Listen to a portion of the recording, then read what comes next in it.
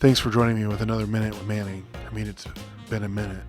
Anyway, our question today was about operating on icy roads, since that's been kind of like an off and on thing with Kansas weather lately, and a lot of you guys being first time drivers. One thing to remember is pay attention to your surroundings at all times, whether it's on icy roads or not. Pay attention to what's going on. That's going to give you a lot of context clues of what you need to do. Coming up to stop signs or stop lights or anything that could potentially be a hazard, start to slow down. Don't ever lock your brakes up, because the biggest thing on ice is when you press on the brakes is what's going to cause you to spin.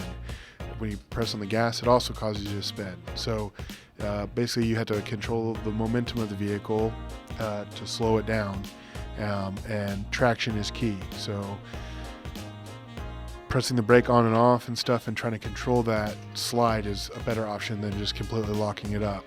So, monitor your following distances on these kind of roads as well, where you might stay a little couple car lengths back from a car. Maybe you double that because of the hazards on the road.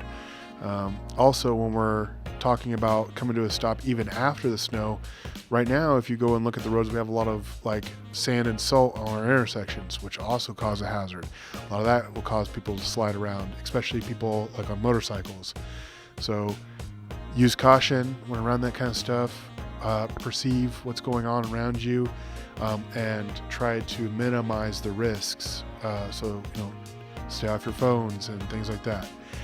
In a worst case scenario, say you do run into somebody, you'll have to do an accident report. Do not leave the scene. Stay, you exchange information, it'll be okay. It's not the end of the world.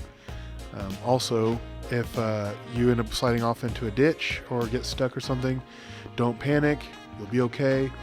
Call 911, we'll get officers out to you to help you out, and we'll get a tow truck out to you and get you pulled out of the ditch. So those are some tips.